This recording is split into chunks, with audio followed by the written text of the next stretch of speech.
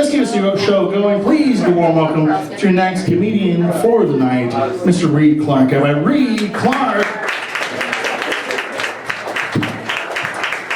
I wrote a song for you guys. It's called Caitlyn Jenner. Wills.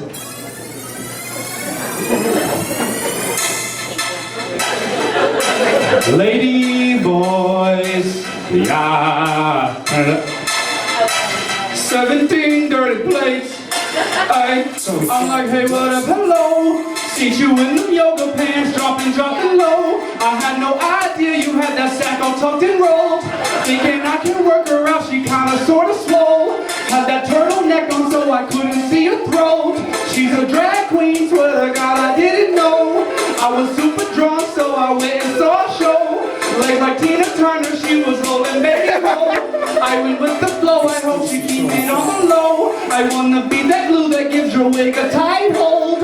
Got glitter on my brand new clothes. Everybody hating, we just call them transpho. In love with my woman, but she'll never ever know. I really thought she was a lady. I must admit that she was pretty tall for a lady. I don't like anal, but she made me. I turned around and then I saw some balls on the lady. I really thought she was a lady. I must admit that she was pretty strong for a lady. I don't like anal, but she made me. I turned around and then I saw some balls.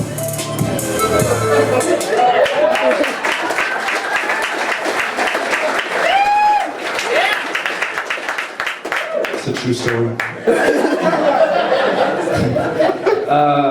My name is Reid, and all my girls are literate. I've never had a girl say, I can't read. Any white girls in here like black guys?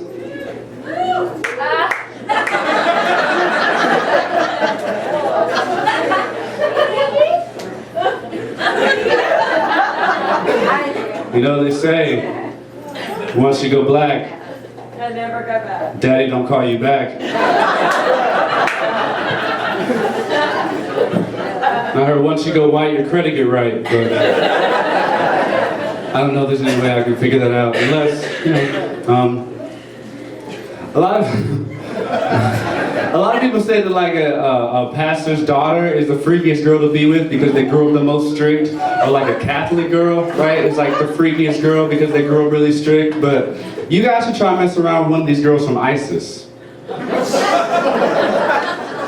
Like Archer? Those Al-Qaeda hoes. They'll do anything to take that hood wrap off. I've been thinking about religion a lot lately. I'm not necessarily a religious person, but I do ask all the females in my life to pray for me because they seem to get whatever they want. When people ask me my religious beliefs, I like to tell them like a parable. Like I'd like to be like, you know how when a lot of girls get together and their cycles will synchronize? That just lets me know that as a human race, we're all connected, period. I just have like a problem with like pastors that like, why do we go to people who like have messed up their lives before a long time ago for advice? Like motivational speakers or like pastors who like lived really bad, but then they're gonna tell you like about ethics.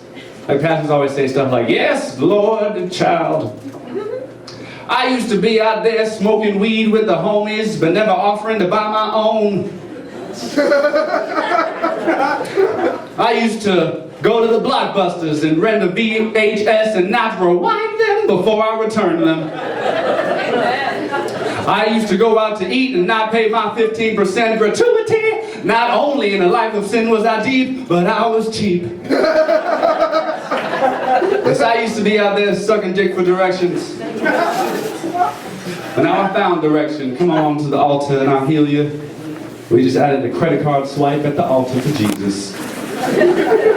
Cash is no longer necessary. I just have a problem with like the nitpickiness in church.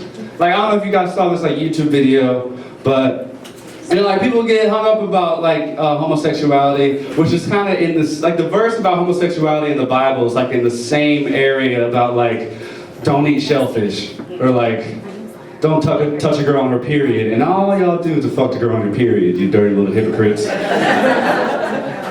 But like, there was this one YouTube video where this guy was up on stage and he was dressed very flamboyantly, but like insisting that he was no longer gay. Like, I just want the whole congregation to know. This is how he sounds. This dude was wearing a green bow tie, clearly not recovered. I just want everyone to know that I've been delivered. I don't like men no more. I don't like men. I like women. I like the women. No guy that's straight has ever uttered the phrase, I likes women. And I don't know where this dude is now. He's probably out there sucking dick for glitter. But like, why is that a big deal? Like, why was that in my face? Like, why should I care about this? And you can't just pick and choose what you really, like the 7 deadly sins are very clear, you know? Like, gluttony is a sin. And you never see anybody go up and testify in front of a church like, I just want to make an announcement to the congregation. I've been delivered. When I was coming to church this morning and getting ready, I was eating a donut and bacon and coffee and a cigarette. And I walked to the door and all of a sudden I felt God put something on my heart and the whole left side of my body went numb. And it just brought me to my knees, Lord. And just right there I realized I was having a heart attack. And I just decided just then, I said, God, please let me live through this and I will change. And I just want everyone here in the congregation to know that I don't like meats no more. I don't like meats. I'm a vegan. I'm a vegan! And the pastor comes up, all right, everyone, make some noise for Daryl. A quick announcement, this weekend we'll be having a barbecue at Sister Brenda's house. We'll be serving fat back gristle back with a side of back gristle back fat with some fat on the side with a slight gristle with a back fat gristle back fat backington. And I'm sure there will be a vegan option for you, Daryl. We'll just put some grass on a plate. Today we will be talking about acceptance. Drink a lot of alcohol. What are you guys drinking? Fireball? Gross. Oh! What was that little squeaky white girl voice when I asked the question about black guys? I like to drink. I don't really need to drink though. My dad was an alcoholic, so it's already in my blood. I can blow a .07 when I'm sober. My dad drank so much that my first word was slurred. My dad drank so much that my mom's baby shower was a kegger. They're divorced now, they figured it out. I don't want to drink, but it's everywhere. Like I worked at a grocery store and there was like the wine section, and I noticed like the wine names would be weird things like Middle Sister and Twisted Sister. And I'm like, is that what we do now? We name the alcohol after the psychological problems that cause the alcoholism? Hey bartender, let me get a lonely bastard. So you're out of those? I'll just have a touchy uncle then. Oh, you're out of cranberries. All right. I'll just have a, I'm sorry, sir, you've been doing a great job at this company, but we're going to have to go in a different direction. No, you don't have any laid-offs? I guess I'll just have your car's been declined. Let me get one of those. I also enjoy the marijuanas. Anybody else smoke weed? You're all too lazy to, to confirm that. Yeah. Well, he might be a cop, I don't know. Or her, hey, who am I to judge? Put a pretty blonde girl in there to catch this black guy smoking weed? Textbook. I like smoking weed. I wish weed was legal for no other reason but that I'm tired of my drug dealer having me wait in Home Depot's parking lot for 45 minutes. When you just text me saying you're on the way. You just said that. I'm sitting in the parking lot yelling at the wrong Mexican. ¿Dónde es la mota? Oh, no, I don't know. I don't have a house. I'm sorry. Put your tools away. But like, wouldn't it be like a wonderful world to be held contempt for like weed the same way we do for other plants? Like you see signs that say keep off grass. Like, fuck your grass. What's your grass do for me? It's gonna be brown next season. I need to take a shortcut. I'm gonna go through your grass. Like, what if, like, it would be a wonderful, majestic world if like, what if instead of a Christmas tree, you put up a pot plant in your house? You know, you work all year, you get your buds just right. Like, what plant looks better than a pot plant? You can get all different types of colors. It can be white, it can be purple, it can be orangey-borangey. If you don't know what orangey-borangey is, you're not smoking that good. My drug dealer calls it that Home Depot. Then on Christmas Eve, you know, you put little stuff under it like Kool-Aid packets and Capri Suns and Rice Krispie treats and combos. And like a Mad Libs game and a Cat Williams DVD. And on Christmas Eve, you get to smoke a little bowl to yourself. Just a little personal bowl, because tomorrow we're smoking a blunt with the family, and you better be there. You know Nana needs to smoke before noon. She will be able to enjoy the food. Like, why can't we decorate our lawns with pot plants? Then old people would get mad for the right reasons. Like, hey! What are y'all kids doing?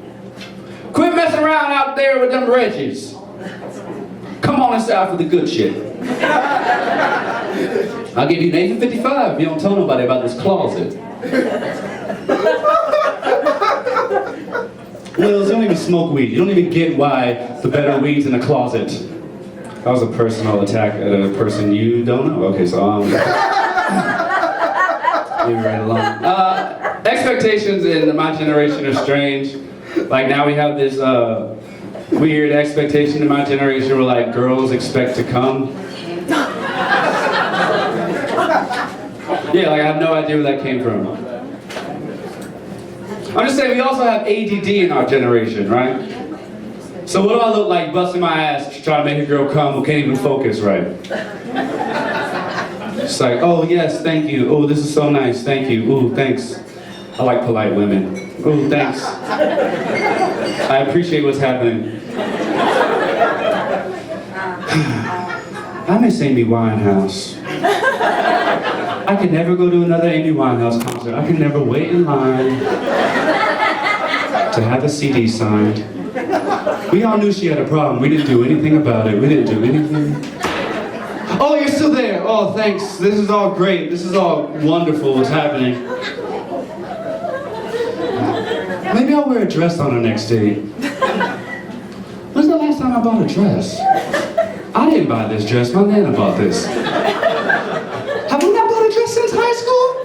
Good. I'm gonna go to the Salvation Army or something. Oh, yes.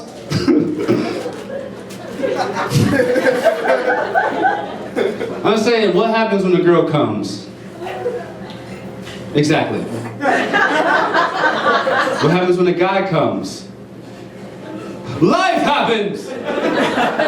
Behold, Tizzy! It's a Roots joke. Have you seen 12 Years a Slave? No. I like 12 Years a Slave because they show slave sex. See it for no other reason but that. They show cabin sex. You know what slave sex was like? That's why I come quick. Because it was public and it was fast because we had to get up to work in the morning. My only problem with 12 Years a Slave is like, you were away from your family for 12 years and you only cheated once? Not me. I'm gonna have somebody at every plantation I landed on, like, hey yo. You try and head back to the cabin. I know how to read. Hi, my name is Reid. Thank you for listening.